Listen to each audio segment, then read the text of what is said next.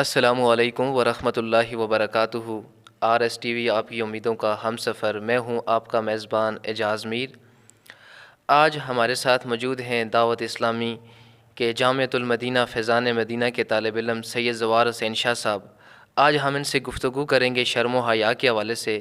ان سے ہم جانتے ہیں کہ شرم و حیا کی تعریف کیا ہے اور اس کا فلسفہ کیا ہے۔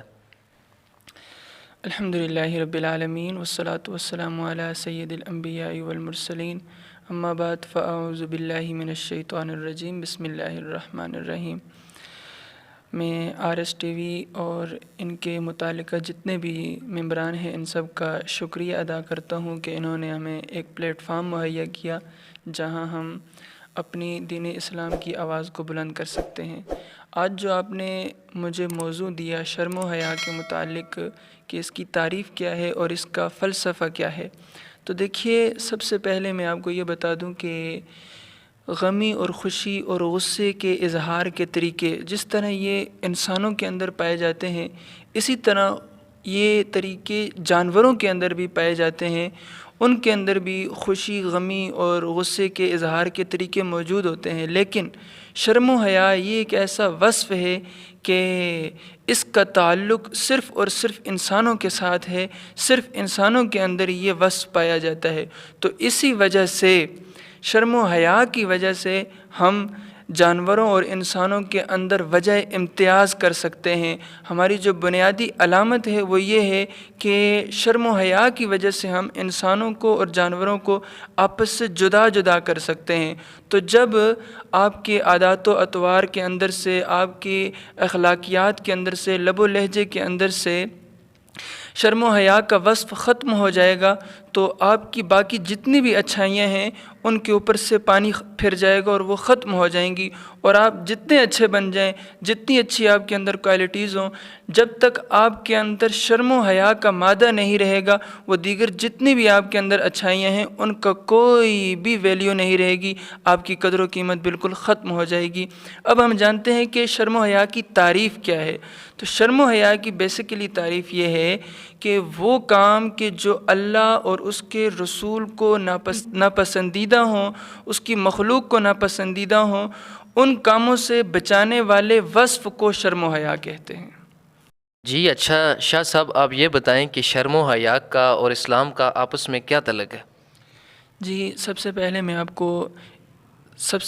پیارے آقا صلی اللہ علیہ وسلم کی حدیث مبارکہ سناتا ہوں کہ شرم و حیا کا اور اسلام کا آپس میں کیا تعلق ہے۔ حضور صلی اللہ تعالیٰ علیہ وسلم نے ارشاد فرمایا کہ ہر چیز کا ایک خلق ہوتا ہے، اس کو پہچاننے کا طریقہ ہوتا ہے، اور دین اسلام کو پہچاننے کا طریقہ شرم و حیا ہے۔ تو ان دونوں کا آپس میں تعلق وہی ہے کہ جو روح اور جسم کا آپس میں تعلق ہوتا ہے۔ جس طرح جسم روح کے بغیر نہیں پائی جا سکتی، اسی طرح آپ کا جو دین ہے، آپ کا جو اسلام ہے، یہ حیا کے بغیر نہیں پایا جا سکتا۔ اسی وجہ سے جو دشمن عناصر ہیں وہ مسلمانوں کی شرم و حیا کے اوپر اٹیک کرتے ہیں۔ وہ کن طریقوں سے کرتے ہیں؟ وہ فلم و ڈراموں کے ذریعے سے کرتے ہیں، وہ کیبلز کے ذریعے سے کرتے ہیں، وہ انٹرنیٹ کے ذریعے سے کرتے ہیں، اور اس طریقے سے کر کے وہ آپ کی شرم و حیا کو ختم کرتے ہیں کہ جب ان کے اندر سے شرم و حیا کا مادہ ختم ہو جائے گا تو ڈائریکٹلی ان کے اندر سے اسلام کی محبت بھی ختم ہو جائے گی۔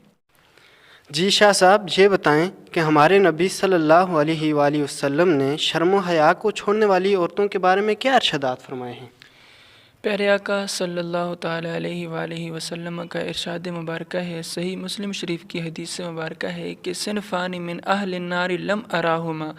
حضور علیہ السلام ارشاد فرماتے ہیں کہ جہنم کے اندر دو گروہ ایسے ہوں گے کہ جن کو میں نہیں جانتا، یعنی حضور صلی اللہ علیہ وسلم کی رسالت مآب صلی اللہ علیہ وسلم کے دور کے اندر وہ لوگ نہیں تھے، قرب قیامت میں وہ لوگ آئیں گے۔ حضور علیہ السلام نے ارشاد فرمایا نساء کاسیات عاریات مائلات ممیلات،